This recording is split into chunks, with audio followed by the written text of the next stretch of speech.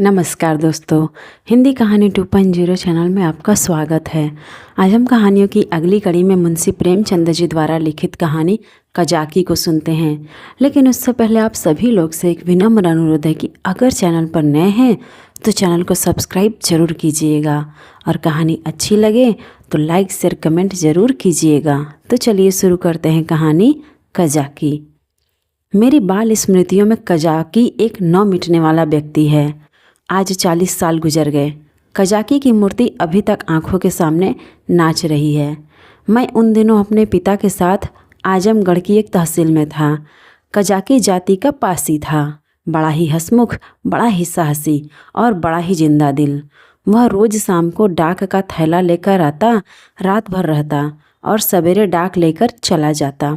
शाम को फिर उधर से डाक लेकर आ जाता। मैं दिन भर एक उद्विग्न दशा में उसकी राह देखा करता। ज्यों ही 4 बजते व्याकुल होकर सड़क पर आकर खड़ा हो जाता और थोड़ी देर में कजाकी कंधों पर बल्लम रखे उसकी झुनझुनी बजाता दूर से दौड़ता हुआ आता दिखलाई देता। वह सांवले रंग का गठीला लंबा जवान था। शरीर सांचे में ऐसा ढला हुआ था कि चतुर मूर्तिकार भी उसमें कोई दोष न निकाल सकता। उसकी छोटी छोटी मूछें उसके सुडौल चेहरे पर बहुत ही अच्छी मालूम होती थी। मुझे देखकर वह और तेज दौड़ने लगता। उसकी झुंझुनी और तेजी से बजने लगती और मेरे हृदय में और जोर से खुशी की धड़कन होने लगती। हर्षा तिरेक में मैं भी दौड़ पड़ता और एक क्षण में कजाकी का कंधा मेरा सिंहासन बन जाता। वह स्थान मेरी अभिलाषाओं का स्वर्ग था। स्वर्ग के निवासियों को भी शायद वह आंदोलित आनंद न मिलता होगा जो मुझे कजाकी के विशाल कंधों पर मिलता था। संसार मेरी आंखों में तुच्छ हो जाता और जब कजाकी मुझे कंधों पर लिए हुए दौड़ने लगता तब तो ऐसा मालूम होता मानो मैं हवा के घोड़े पर उड़ा जा रहा हूँ। कजाकी डाक खाने में पहुँचता तो पसीने से तर रहता, लेकिन आराम करने की आदत न थी। थैला रखते ही वह हम लोगों को लेकर किसी मैदान में निकल जाता। कभी हमारे साथ खेलता और कभी बिरहे गाकर सुनाता और कभी कहानियाँ सुनाता। उसे चोरी और डाके, मारपीट, भूत और प्रेत की सैकड़ों कहानियाँ याद थी। मैं ये कहानियाँ सुनकर विस्मयपूर्ण आनंद में मग्न हो जाता। उसकी कहानियों के चोर और डाकू सच्चे योद्धा होते थे जो अमीरों को लूटकर दीन दुखी प्राणियों का पालन करते थे। मुझे उन पर घृणा के बदले श्रद्धा होती थी। एक दिन कजाकी को डाक का थैला लेकर आने में देर हो गई। सूर्यास्त हो गया और वह दिखलाई न दिया। मैं खोया हुआ सा सड़क पर दूर तक आंखें फाड़ फाड़ कर देखता था, पर वह परिचित रेखा न दिखलाई पड़ती थी। कान लगाकर सुनता था, झुनझुन की वह आमोदमय ध्वनि न सुनाई देती थी। प्रकाश के साथ मेरी आशा भी मलिन होती जाती थी। उधर से किसी को आते देखता तो पूछता, कजाकी आता है? पर या तो कोई सुनता ही न था या केवल सिर हिला देता था। सहसा झुनझुन की आवाज़ कानों में आई। मुझे अंधेरे में चारों ओर भूत ही भूत दिखलाई देते थे। यहाँ तक कि माता जी के कमरे में ताक पर रखी हुई मिठाई भी अंधेरा हो जाने के बाद मेरे लिए त्याज्य हो जाती थी। लेकिन वह आवाज़ सुनते ही मैं उसकी तरफ जोर से दौड़ा। हाँ, वह कजाकी ही था। उसे देखते ही मेरी विकलता क्रोध में बदल गई। मैं उसे मारने लगा, फिर रूठ करके अलग खड़ा हो गया।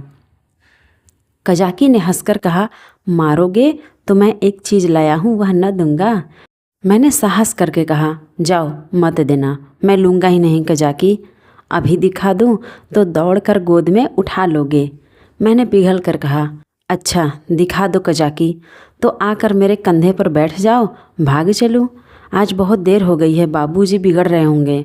मैंने अकड़ कर कहा, पहले दिखा, मेरी विजय हुई। अगर कजाकी को देर का डर न होता और वह 1 मिनट भी और रुक सकता तो शायद पांसा पलट जाता। उसने कोई चीज़ दिखलाई जिसे वह एक हाथ से छाती से चिपटाए हुए था।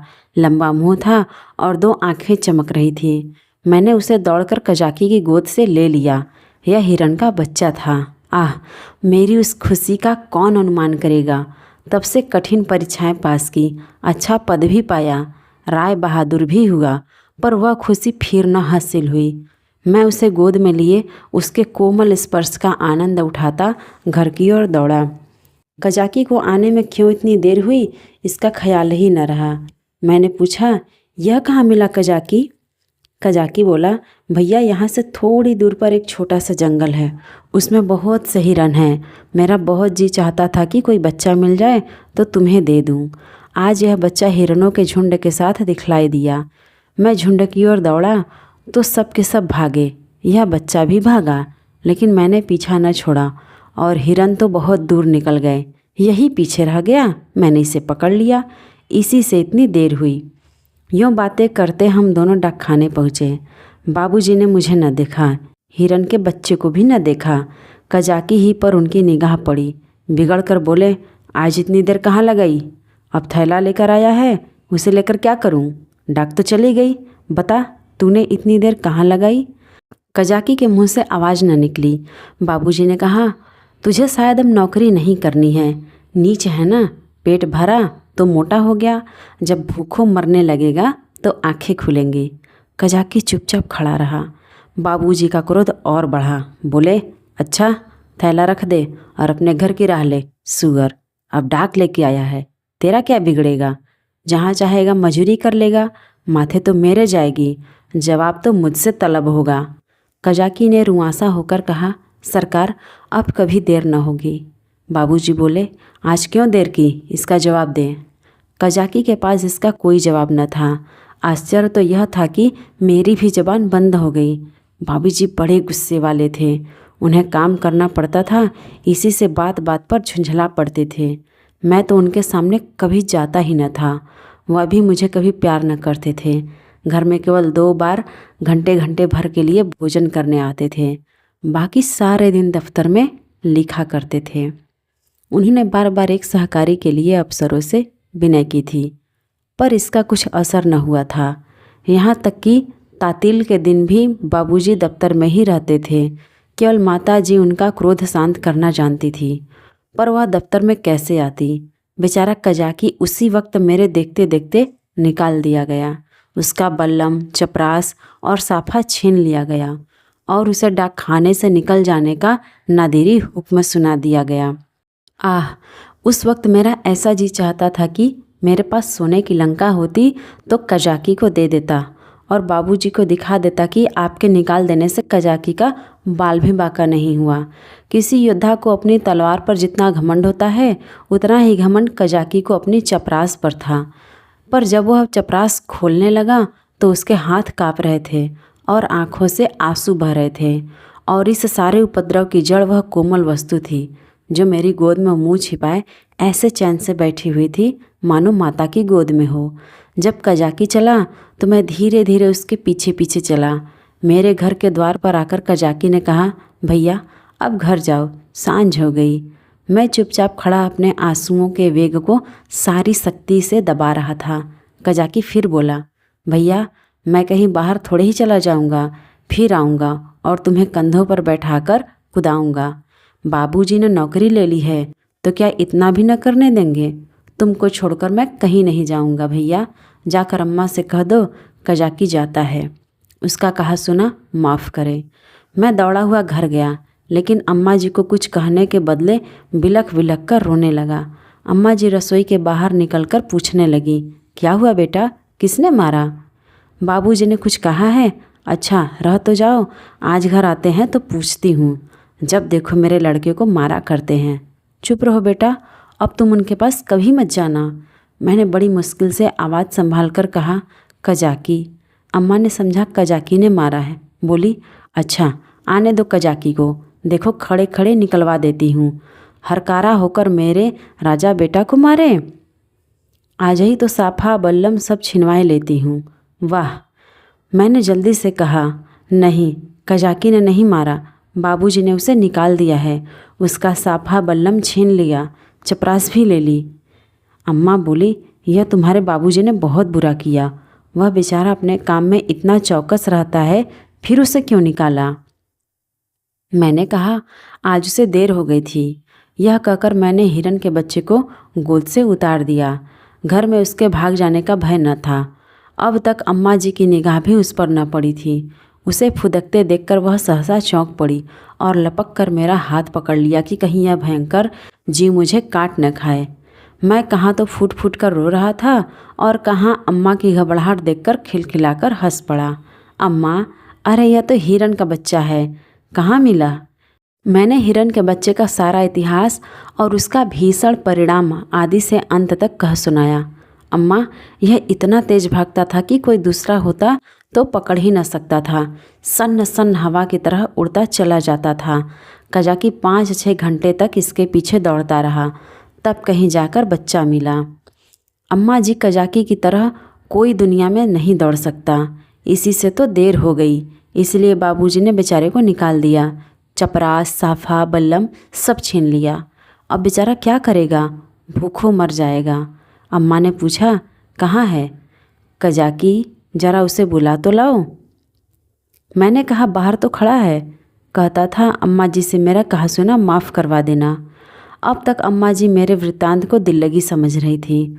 शायद वह समझती थी कि बाबूजी ने कजाकी को डांटा होगा, लेकिन मेरा अंतिम वाक्य सुनकर संशय हुआ कि सचमुच तो कजाकी बर्खास्त नहीं कर दिया गया। बाहर आकर कजाकी कजाकी पुकारने लगी, पर कजाकी का कहीं पता न था। मैंने बार बार पुकारा, लेकिन कजाकी वहाँ न था। खाना तो मैंने खा लिया, बच्चे सुख में खाना नहीं छोड़ते, खासकर जब रबड़ी सामने हो, मगर बड़ी रात तक पड़े पड़े सोचता रहा। मेरे पास रुपए होते तो 1 लाख रुपए कजाकी को दे देता और कहता, बाबूजी से कभी मत बोलना, बेचारा भूखों मर जाएगा। देखूं कल आता है कि नहीं। अब क्या करेगा आकर, मगर आने को तो कह गया है। मैं कल उसे अपने साथ खाना खिलाऊंगा। यही हवाई कीले बनाते बनाते मुझे नींद आ गई। दूसरे दिन मैं दिन भर अपने हिरन के बच्चे के साथ उसकी सेवा सत्कार में व्यस्त रहा। पहले उसका नाम संस्कार हुआ, मुन्नू नाम रखा गया। फिर मैंने उसका अपने सब हमजोलियों और सहपाठियों से परिचय कराया। दिन ही भर में वह मुझसे इतना हिल गया कि मेरे पीछे पीछे दौड़ने लगा। इतनी ही देर में मैंने उसे अपने जीवन में एक महत्वपूर्ण स्थान दे दिया। अपने भविष्य में बनने वाले विशाल भवन में उसके लिए अलग कमरा बनाने का भी निश्चय कर लिया। चारपाई, सैर करने की फिटन आदि की भी आयोजन कर ली। लेकिन संध्या होते ही मैं सब कुछ छोड़ छाड़कर सड़क पर जा खड़ा हुआ और कजाकी की बाट जोहने लगा। जानता था कि कजाकी निकाल दिया गया है, अब उसे यहाँ आने की कोई ज़रूरत नहीं रही। फिर न जाने क्यों मुझे यह आशा हो रही थी कि वह आ रहा है। एकाएक मुझे ख्याल आया कि कजाकी भूखों मर रहा होगा। मैं तुरंत घर आया।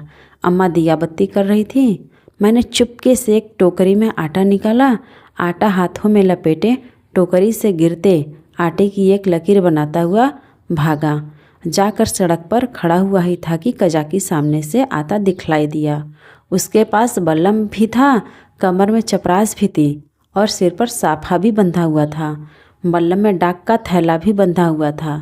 मैं दौड़कर उसकी कमर से चिपट गया और विस्मित होकर बोला, तुम्हें चपरास और बल्लम कहाँ से मिल गया कजाकी? कजाकी ने मुझे उठाकर कंधे पर बैठाते हुए कहा, वह चपरास किस काम की थी भैया? वह तो गुलामी की चपरास थी। यह पुरानी खुशी की चपरास है। पहले सरकार का नौकर था, अब तुम्हारा नौकर हूँ। यह कहते कहते उसकी निगाह टोकरी पर पड़ी जो वहीं रखी थी। बोला, यह आटा कैसा है भैया? मैंने सकुचाते हुए कहा, तुम्हारे लिए ही तो लाया हूँ, तुम भूखे होगे, आज क्या खाया होगा? कजाकी की आंखें तो मैं न देख सका, उसके कंधे पर बैठा हुआ था। हाँ, उसकी आवाज़ से मालूम हुआ कि उसका गला भर आया है। बोला, भैया क्या रूखी ही रोटियाँ खाऊंगा? दाल, नमक, घी और तो कुछ नहीं है। मैं अपनी भूल पर बहुत लज्जित हुआ। सच तो है, बेचारा रूखी रोटियाँ कैसे खाएगा, लेकिन नमक, दाल, घी कैसे लाऊं? अब तो अम्मा चौके में होंगी। आटा लेकर तो किसी तरह भाग आया था। अभी तक मुझे मालूम न था कि मेरी चोरी पकड़ ली गई है। आटे की लकीर ने सुराग दे दिया है। अब ये 3 चीज़ें कैसे लाऊंगा? अम्मा से मांगूंगा तो कभी न देंगी। एक एक पैसे के लिए घंटों रुलाती हैं। इतनी सारी चीज़ें क्यों देने लगी? एकाएक मुझे एक बात याद आई। मैंने अपनी किताबों के बस्तों में कई आने पैसे रख छोड़े थे। मुझे पैसे जमा करके रखने में बड़ा आनंद आता था। मालूम नहीं अब वह आदत क्यों बदल गई। अभी वही हालत होती तो शायद इतना फाके मस्त न रहता। बाबूजी मुझे प्यार तो कभी न करते थे, पर पैसे खूब देते थे। शायद अपने काम में व्यस्त रहने के कारण मुझसे पिंड छुड़ाने के लिए इसी नुस्खे को सबसे आसान समझते थे। इनकार करने से मेरे रोने और मचलने का भय था। इस बाधा को वह दूर से ही टाल देते थे। अम्मा जी का स्वभाव इससे ठीक प्रतिकूल था। उन्हें मेरे रोने और मचलने से किसी काम में बाधा पड़ने का भय न था। आदमी लेटे लेटे दिन भर रोना सुन सकता है। हिसाब लगाते हुए जोर की आवाज़ से ध्यान बट जाता है। अम्मा मुझे प्यार तो करती थी, पर पैसे का नाम सुनते ही उनकी त्योरियां बदल जाती थी। मेरे पास किताबें न थी। हाँ, एक बस्ता था जिसमें डाक खाने के 2-4 फार्म तह करके पुस्तक रूप में रखे हुए थे। मैंने सोचा, दाल, नमक और घी के लिए क्या उतने पैसे काफ़ी न होंगे? मेरी तो मुट्ठी में नहीं आते। यह निश्चय करके मैंने कहा, अच्छा मुझे उतार दो तो मैं दाल और नमक ला दूँ, मगर रोज़ आया करोगे ना? कजाकी बोला, भैया खाने को दोगे तो क्यों ना आऊँगा। मैंने कहा, मैं रोज़ खाने को दूँगा। कजाकी बोला, तो मैं रोज़ आऊँगा। मैं नीचे उतरा और दौड़कर सारी पूंजी उठा लाया। कजाकी को रोज़ बुलाने के लिए उस वक्त मेरे पास कोहिनूर हीरा भी होता तो उसको भेंट करने में मुझे पसोपेश न होता। कजाकी ने विस्मित होकर पूछा, ये पैसे कहाँ से पाए भैया? मैंने गर्व से कहा, मेरे ही तो हैं। कजाकी बोला, तुम्हारी अम्मा जी तुमको मारेंगी, कहेंगी कजाकी ने फुसलाकर मंगवा लिए होंगे। भैया इन पैसों की मिठाई ले लेना और मटके में रख देना। मैं भूखों नहीं मरता, मेरे 2 हाथ हैं, मैं भला भूखों मर सकता हूँ? मैंने बहुत कहा कि पैसे मेरे हैं, लेकिन कजाकी ने न लिए। उसने बड़ी देर तक इधर उधर की सैर कराई, गीत सुनाए और मुझे घर पहुँचाकर चला गया। मेरे द्वार पर आटे की टोकरी भी रख दी। मैंने घर में कदम रखा ही था कि अम्मा जी ने डांट कर कहा, क्यों रे चोर, तू आटा कहाँ ले गया था? अब चोरी करना सीखता है? बता किसको आटा दे आया, नहीं तो तेरी खाल उधेड़ कर रख दूंगी। मेरी नानी मर गई। अम्मा क्रोध में सिंहनी हो जाती थी। सिटपिटाकर बोला, किसी को तो नहीं दिया? अम्मा बोली, तूने आटा नहीं निकाला? देख कितना आटा सारे आंगन में बिखरा पड़ा है। मैं चुप खड़ा था। वह कितना ही धमकाती थी, चुमकारती थी, पर मेरी जबान न खुलती थी। आने वाली विपत्ति के भय से प्राण सूख रहे थे। यहाँ तक कि यह भी कहने की हिम्मत न पड़ती थी कि बिगड़ती क्यों हो। आटा तो द्वार पर रखा हुआ है और न उठाकर लाते ही बनता था। मानो क्रिया शक्ति ही लुप्त हो गई हो, मानो पैरों में हिलने की सामर्थ्य ही नहीं रहा। सहसा कजाकी ने पुकारा, बहू जी आटा द्वार पर रखा हुआ है, भैया मुझे देने को लेके गए थे। यह सुनते ही अम्मा द्वार की ओर चली गई। कजाकी से वह पर्दा न करती थी। उन्होंने कजाकी से कोई बात की या नहीं की यह तो मैं नहीं जानता, लेकिन अम्मा जी खाली टोकरी लिए हुए घर में आई। फिर टोकरी में जाकर संदूक से कुछ निकाला और द्वार की ओर गई। मैंने देखा उनकी मुट्ठी बंद थी। अब मुझसे वहाँ खड़े न रहा गया। अम्मा जी के पीछे पीछे पुकारता हुआ चला गया। अम्मा ने द्वार पर कई बार पुकारा, मगर कजाकी चला गया था। मैंने बड़ी अधीरता से कहा, मैं जाकर खोज कर लाऊं अम्मा जी? अम्मा जी ने किवाड़े बंद करते हुए कहा, तुम अंधेरे में कहाँ जाओगे? अभी तो यहीं खड़ा था। मैंने कहा कि यहीं रहना, मैं आती हूँ। तब तक न जाने कहाँ खिसक गया। बड़ा संकोची है। आटा तो लेता ही न था। मैंने ज़बरदस्ती उसके अंगोछे में बांध दिया। मुझे तो बेचारे पर बड़ी दया आती है। न जाने बेचारे के घर में कुछ खाने को है कि नहीं। रुपए लाई थी कि दे दूंगी, पर न जाने कहाँ चला गया। अब तो मुझे भी साहस हुआ। मैंने अपनी चोरी की पूरी कथा कह डाली। बच्चों के साथ समझदार बच्चे बनकर माँ बाप उन पर जितना असर डाल सकते हैं, जितनी शिक्षा दे सकते हैं, उतने बूढ़े बनकर नहीं। अम्मा जी ने कहा, तुमने मुझसे पूछा क्यों नहीं? क्या मैं कजाकी को थोड़ा सा आटा न दे दी? मैंने इसका उत्तर न दिया। दिल में कहा, इस वक्त तुम्हें कजाकी पर दया आ गई है, जो चाहे दे डालो, लेकिन मैं मांगता तो मारने दौड़ती। हाँ, यह सोचकर चित्त प्रसन्न हुआ कि अब कजाकी भूखों न मरेगा। अम्मा जी उसे रोज़ खाने को देंगी और वह रोज़ मुझे कंधों पर बिठाकर सैर कराएगा। दूसरे दिन मैं दिन भर मुन्नों के साथ खेलता रहा। शाम को सड़क पर जाकर खड़ा हो गया। मगर अंधेरा हो गया और कजाकी का कहीं पता नहीं।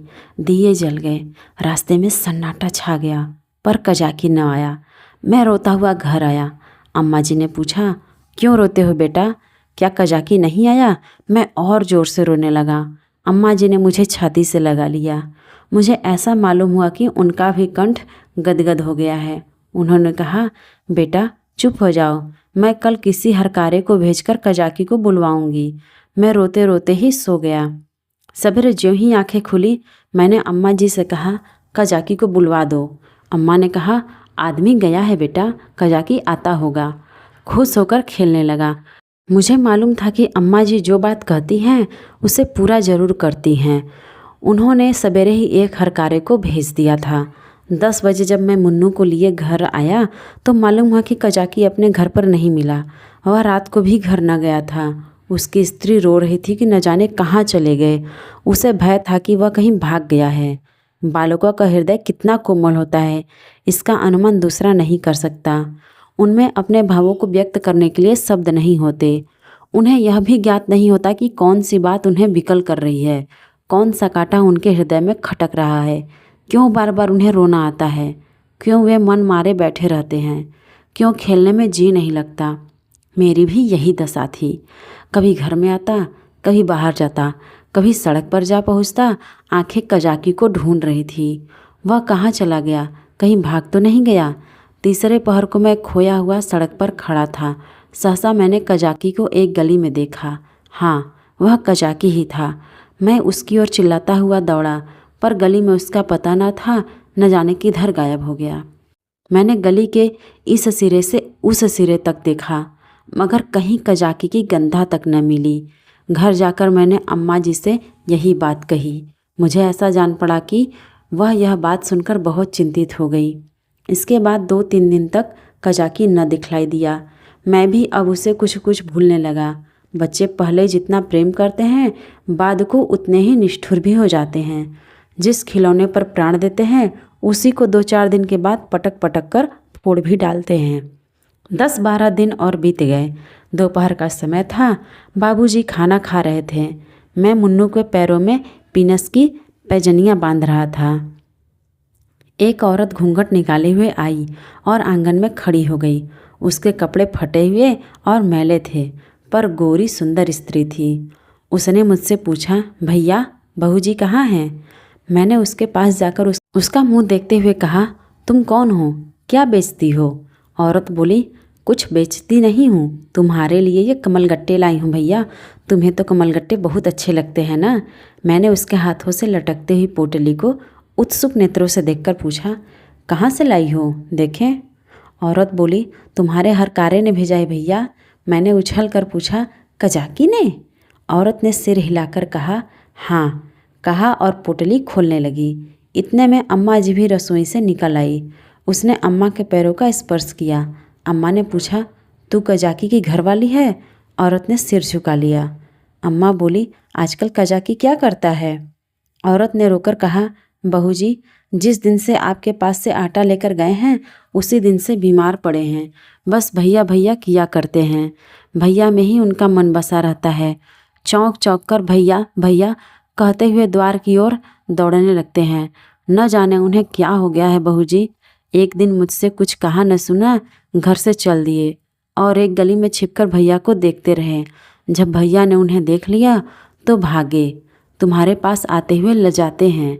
मैंने कहा, हाँ हाँ, मैंने उस दिन तुमसे जो कहा था अम्मा जी। अम्मा जी बोली, घर में कुछ खाने पीने को है? औरत बोली, हाँ बहू जी, तुम्हारे आशीर्वाद से खाने पीने का दुख नहीं है। आज सवेरे उठे और तालाब की ओर चले गए। बहुत कहती रही, बाहर मत जाओ, हवा लग जाएगी, मगर न माने। मारे कमजोरी के पैर कांपने लगते हैं, मगर तालाब में घुसकर ये कमलगट्टे तोड़ लाए। तब मुझसे कहा, ले जा भैया को दे आ, उन्हें कमलगट्टे बहुत अच्छे लगते हैं। कुशल क्षेम पूछती आना। मैंने पोटली से कमलगट्टे निकाल लिए थे और मज़े से चख रहा था। अम्मा ने बहुत आंखें दिखाई, मगर यहाँ इतनी सब्र कहाँ। अम्मा ने कहा, कह देना सब कुशल है।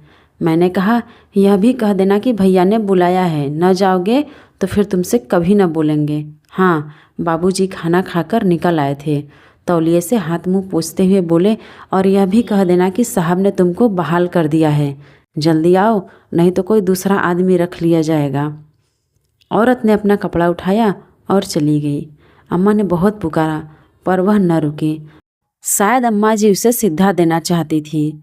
अम्मा ने पूछा, सचमुच बहाल हो गया? बाबूजी बोले, और क्या, झूठे ही बुला रहा हूँ। मैंने तो 5वें ही दिन बहाली की रिपोर्ट की थी। अम्मा बोली, यह तुमने अच्छा किया। बाबूजी, उसकी बीमारी की यही दवा है। प्रातःकाल मैं उठा तो क्या देखता हूँ कि कजाकी लाठी टेकता हुआ चला आ रहा है। वह बहुत दुबला हो गया था, मालूम होता था बूढ़ा हो गया है। हरा पेड़ सूखकर ठूठा हो गया था। मैं उसकी ओर दौड़ा और उसकी कमर से चिमट गया। कजाकी ने मेरे गाल चूमे और मुझे उठाकर कंधों पर बैठालने की चेष्टा करने लगा, पर मैं न उठ सका।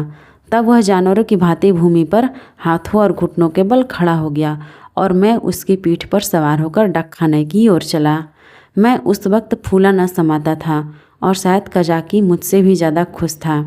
बाबूजी ने कहा, कजाकी, तुम बहाल हो गए, अब देर कभी न करना।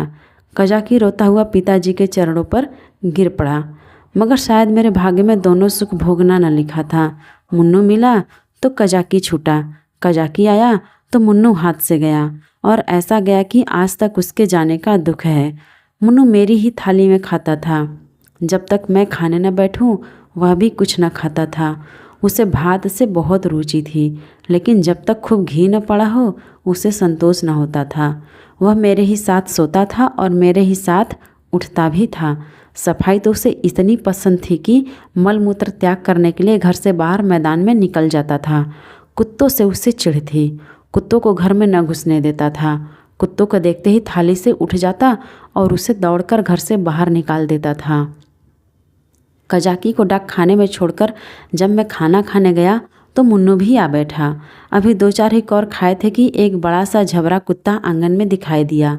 मुन्नू उसे देखते ही दौड़ा। दूसरे घर में जाकर कुत्ता चूहा हो जाता है। झबरा कुत्ता उसे आते देखकर भागा। मुन्नू को अब लौट आना चाहिए था, मगर वह कुत्ता उसके लिए यमराज का दूत था। मुन्नू को उसे घर से निकाल कर भी संतोष न हुआ। वह उसे घर के बाहर मैदान में भी दौड़ाने लगा। मुन्नू को शायद ख्याल न रहा कि यहाँ मेरी अमलदारी नहीं है।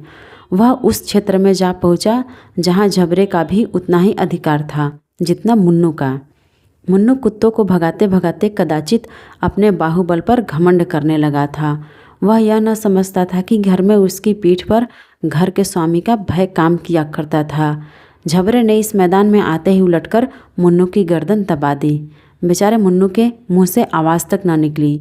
जब पड़ोसियों ने शोर मचाया तो मैं दौड़ा, देखा मुन्नू मरा पड़ा है और झबरे का कहीं पता नहीं। तो आज की ये मुंशी प्रेमचंद जी द्वारा लिखित कहानी कजाकी आपको कैसी लगी, कमेंट करके ज़रूर बताइएगा। और अगर चैनल पर नए हैं तो चैनल को सब्सक्राइब ज़रूर कीजिएगा और अपने दोस्तों को भी शेयर कीजिए।